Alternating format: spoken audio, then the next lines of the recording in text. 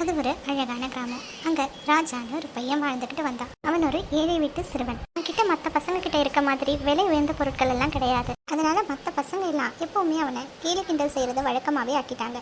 எங்க பாருங்கடா, ராஜா வரான். ஆமாண்டா, வழக்கம் போல அதே சட்டையை போட்டுட்டு வரான் பாருடா. வேற சட்டையே இல்ல போலடா அவன்கிட்ட. ஏய் ராஜா, அவன்கிட்ட வேற சட்டையே கிடையாதா? இததான் போட்டுட்டு சுத்துவியா எப்ப பாரு? இல்ல தோல்வியா இல்ல அதே மாதிரியா? இப்படி எல்லாம் பேசாதீங்கடா, எனக்கு கஷ்டமா இருக்கு. நாங்க அப்படிதான் பண்ணுவோம். சரி விடுங்கடா, அவனை ஏன் எப்ப பாரு கிண்டல் பண்றீங்க? வந்துட்டியா நியாயம் சொல்ல? கொஞ்ச நேரம் அமைதியா இரு, இல்ல உன்னையும் சேர்த்து கிண்டல் பண்ணுவோம். பாரு எவ்வளவு சோகமா மாத்திக்கிட்டான். இதே மாதிரி சட்டை தானே எங்க அண்ணன் வச்சிருந்தாங்க. ஒருவேளை எங்க அண்ணனோட பழைய சட்டை தான் எங்க அம்மா உனக்கு கொடுத்துட்டாங்களோ? ஓ, இப்ப பழைய சட்டையெல்லாம் கூட வாங்கி போட ஆரம்பிச்சிட்டியா நீ? இப்படி எல்லாம் பேசாதீங்கடா. இது எங்க அப்பா எனக்காக கஷ்டப்பட்டு வாங்கி கொண்டு வந்தது. நான் யார்கிட்டயும் கடன் தான் வாங்குறது கிடையாது. பழைய துணி வாங்கி போடுற மாதிரி எல்லாம் எங்க அப்பா ஒன்றும் என்னை விடலை. பாருடா கோவத்தை பாருடா, இவனுக்கு இந்த நிலைமையில எவ்வளோ கோவம் வருது பாரு. நீங்க சொன்னா கொஞ்சம் கூட புரிஞ்சுக்க மாட்டீங்க. நானே போறேன் இங்க இருந்து. ஓ, மறுபடியும் வராமலையா போவீங்க?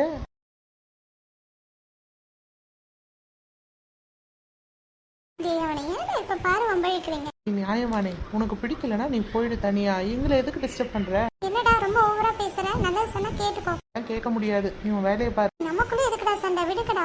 ஆமாண்டா, அவனே போயிட்டான். நம்ம எதுக்குடா சண்டை பண்ணணும்? வாங்க வீட்டுக்கு போலாம். நான் என்னடா பண்ணேன்? அவன் தானடா என்ன ஒரு மாதிரி பேசினா, அதெல்லாம் கேட்க மாட்டீங்க. சரி விடுடா, நம்ம ஃப்ரெண்டு தானே. நினைப்பு அவனுக்கு இருக்காடா. நானும் போறேன் தனியா. பாருடா, உன்னால அவன் கோச்சிக்கிறான். சரி வாடா, கோச்சிக்காத வா. பேசுறதெல்லாம் பேசிட்டு சாரி வா.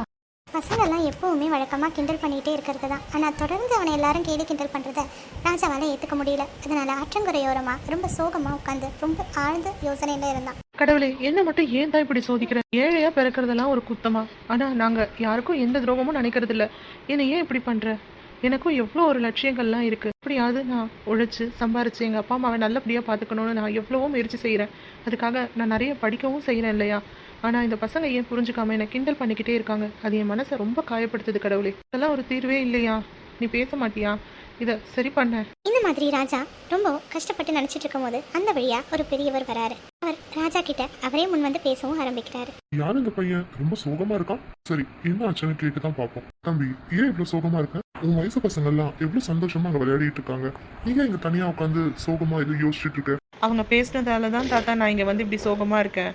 ஒன்னும் புரியலையே. அப்படி என்ன பேசுனாங்க நீ வருத்தப்படுற அளவுக்கு? நான் ஏழையா இருக்கேனா, அது அவங்களுக்கு ஒரு கேலி பொருளா போயிடுச்சு. எப்ப பாரு நான் போடுற உடை, நான் கொண்டு போற சாப்பாடு, இதெல்லாம் பத்தி அவங்க கிண்டல் பண்ணி என்னை ரொம்ப காயப்படுத்துறாங்க. அதே மாதிரி தான் இன்னைக்கும் பண்ணிட்டாங்க. அழாத, சொல்ற இல்லப்பா, அழாத. எல்லாமே சரியாயிடுச்சு. இந்தா இதை பிடி. என்ன தாத்தா கண்ணாடியை தரீங்க? கண்ணாடி பார்த்து அழகு பார்க்குற நிலைமையிலேயே நான் இருக்கேன். இந்த கண்ணாடியில என்ன தெரியுதுப்பா? நான் தெரியுறேன் தாத்தா, என்னுடைய உருவம் தெரியுது. அந்த உருவத்துல உன்னுடைய கண்கள்ல தெரியுற வழி உனக்கு தெரியுதா? தெரியுது தாத்தா. அந்த வழிகள் மட்டும்தான் உனக்கு தெரியுதா? அவங்க கேலி பண்ணது சரி இல்லதான். உனக்குன்னு லட்சியங்கள் எதுவும் கிடையாது அவன் வாழ்க்கையில. தாத்தா, நல்லா படிச்சு எங்க அப்பா அம்மாவை நல்லா பாத்துக்கணும்னு ரொம்ப ஆசைகள் நிறைய இருக்கு.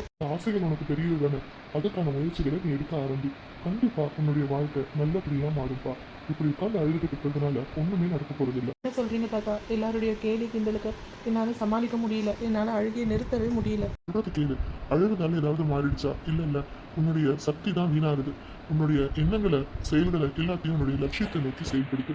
கண்டிப்பா அது நல்லதா உனக்கு மாற்றி தரும். இந்த மாதிரி அந்த தாத்தாவும் ராஜாவும் பேசிட்டு இருந்தாங்க. கொஞ்ச நேரம் கழிச்சு ராஜா தன்னுடைய வீட்டுக்கு போனான். அங்க பக்கத்துல இருக்க நூலகங்களுக்கு சென்று படிக்க ஆரம்பிச்சான். கிடைச்ச எல்லா புத்தகங்களையும், தனக்கு தேவையான எல்லா புத்தகங்களையும் படிக்க ஆரம்பிச்சான். இரவு பகல்னு பார்க்காம. ஆனா அங்கேயும் அந்த பசங்க வந்தாச்சு. வந்து கிண்டல் பண்ணவும் ஆரம்பிச்சிட்டாங்க. என்னடா ராஜா, இன்னைக்கு அதே ட்ரெஸ்ல வந்திருக்க போல? ஆமாண்டா, அவன்கிட்ட தான் வேற ட்ரெஸ்ஸே இல்ல போலே. மும்முரமா படிச்சுட்டு இருக்கான். அவனை ஏன்டா கிண்டல் பண்றீங்க?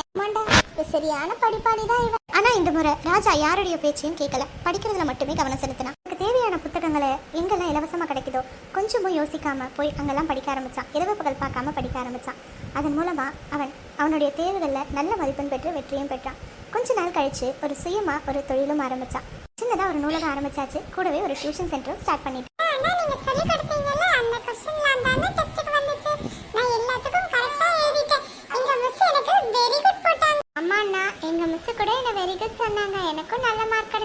இதே மாதிரி நல்லா படிக்கணும், சரியா? இந்த மாதிரி அவன் கிட்ட படிக்கிற பசங்கள் எல்லாம் நல்ல மதிப்பெண்ணோடையும் நல்ல ஒழுக்கத்தோடையும் வளர்ந்தாங்க. அதனால மற்ற பெற்றோர்களும் அவன் கிட்ட டியூஷன் சேர்க்கறதுலையும் அவனுடைய நூலகத்துக்கு படிக்க அனுப்புறதுலையும் ரொம்ப ஆர்வமாகவே இருந்தாங்க. அவங்க குழந்தைங்களை அவங்களே கொண்டு வந்து ஜாயின் பண்ணி விட்டாங்க. இந்த மாதிரி ராஜா தன்னுடைய நூலகங்களையும் கல்வி சாலைகளையும் விரிவாக்க ஆரம்பித்தான். இப்போ அவனுடைய வாழ்க்கை ரொம்பவுமே நல்லா இருக்கு. இதே மாதிரி நம்மளும் நம்ம வாழ்க்கையில் நேர்மறையான எண்ணங்களோடையும் நம்ம லட்சியத்தை நோக்கி நம்ம பயணத்தை மேற்கொண்டோம்னா கண்டிப்பாக வெற்றி நிச்சயம். மட்டும் இல்லாமல் ராஜா இலவச கல்வி சேவையும் ஆரம்பிச்சிருக்கான். அதாவது தன்னை போல ஏழை சிறுவர்கள் இருப்பாங்க இல்லையா, அவங்களுக்காகவே இதை சிறப்பாக ஸ்டார்ட் பண்ணியாச்சு.